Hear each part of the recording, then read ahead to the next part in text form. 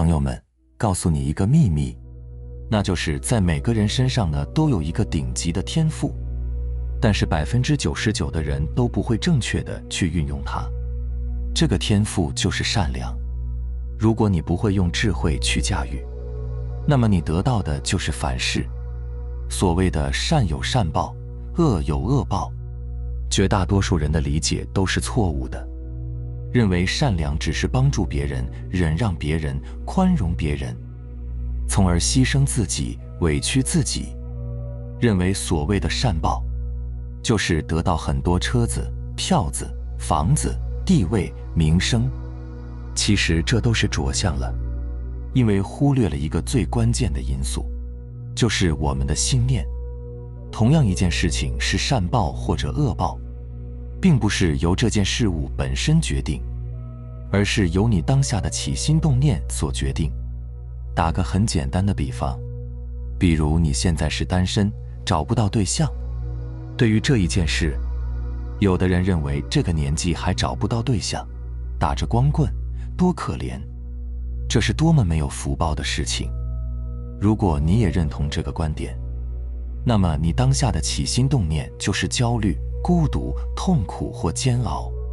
这件事对你来说就是苦受，就是恶报。但是有的人对单身这个事情的起心动念是快乐的、喜悦的、自由的、享受的，那么他体验到的就是乐受，那么这件事情对他来说就是善报，对吧？所以从本质上讲，决定一件事情是善报还是恶报的，不是事情本身，不是在相上，而是在心上。也就是说，你只要起的是善念，那么你当下体验到的就是乐受。而如果你起的是恶念、负能量的念头，那么你当下体验的就是苦受。所以善有善报，恶有恶报这句话更加究竟的说法，应该是起善念得乐受，起恶念得苦受。同样，我们来看到底什么才是真正的善良。为什么说善良是最顶级的天赋？因为它能与慈悲心相应，它能激发我们的慈悲心。但是善良它不等于慈悲心，而越善良的人，一般早期过得越苦，特别是那些越相信好人有好报的人就越痛苦。为什么？因为一般人往往都迷在善良的表象上了，认为我这么善良的一个人，总是为他人着想的一个人，怎么过得这么惨？各方面被各种欺负，被善良反噬。而问题就出在了你的心境上。记住，善良只是慈悲心最早的一个苗头，但它并不是慈悲，它只有更加升华下去才是慈悲。而升华下去的根本就是靠智慧。真正的慈悲心是具足智慧的，没有智慧的慈悲那是假慈悲。所以才会说既有霹雳手段，又有菩萨心肠。霹雳手段指的就是智慧，指的是心的境界。只有心的境界高了，你的智慧才足以摄受这芸芸众生。所谓的行菩萨道，前提是三教九流皆应通晓。没有智慧驾驭的善良是没有力量的善良，甚至会激发人性中的恶。俗话说，斗米恩，生米仇。比如说你经常帮助别人，有求必应，那别人就觉得理所当然。哪一天你不帮他了，他反而会恨你。看似你在行善，但其实你是在激发他人的恶。如果再加上你内心没有定力，因为别人的侮辱、谩骂、怨恨起了恶念，那么你当下就是苦受。所以怎么会得善报呢？这样不仅害了自己，也帮不了任何人，最后还觉得自己很委屈。你身边一定有很多这样的人，这种人虽然表面看起来善良，不与人争，一味的忍让，也在行善事，但是却没有智慧，加上内心也没有定力，就会因为对结果的不满意，进而生出怨恨心、嫉妒心、报复心。这些恶念升起的当下就是苦受，就是恶报。所以不是好人没好报，而是没有智慧的人没有好报，没有内心境界的人没有好报。所谓的善从来都不是行为上的善，而是心上的善。比如当你遇到恶人，光靠你的嘴，光靠你学的一些道理，人家一刀就能了结你。所以遇到恶人止恶就是扬善，你只有更恶，他才不会继续伤害更多人，这才是帮他，让他少造恶业。所以真善需要智慧的加持，哪怕你的手段是恶，那也是真善美。同样，如果你内心境界高，那么任何一件事对你来说都是善报，因为你已经不会去分别好坏对错。比如你做了好事，但是遇到别人误会你、辱骂你、讽刺你、挖苦你，你不辩解，内心不起恶念，这也是一种境界。心已不随境转，时时都是善念，因为你已经证入了无我，哪还有受呢？这叫以无所受而受诸受。比如有这样一个故事，说有一位禅师开悟后不久，有一天，在距离他的寺院不远，有一户人家的女儿未出嫁就怀孕了，这是非常不被接受的。他父母连连逼问孩子的父亲到底是谁，女儿一直不肯讲，后来被逼不过，就把事情推到了德高望重的禅师身上。他父母怒气冲天，带着他一起去找禅师当面对质。面对各种辱骂，禅师只是轻轻地说了句：“是这样的吗？”他父母看到禅师神态安详，似乎一副默认的样子，最后也不闹了。等小孩刚出生，他们马上把小孩抱到寺院，丢给了禅师。禅师坦然接过了孩子，就在寺院养了起来。此事传出后，禅师的名声彻底扫地了，连天的议论谩骂纷至沓来，他也没有计较，天天抱着这个小孩到处化缘乃知，所到之处一片嘲讽嘘声。禅师仍是尽力地抚养着小孩。不觉1年过去了，1年以后，女孩实在难以承受心灵的折磨，就对她的父母说出了事实真相。她父母感到无限的懊悔，于是到寺庙向禅师深深地赔罪忏悔。禅师听了以后，还是轻轻地说了句：“是这样的吗？”然后就将孩子还给了女孩。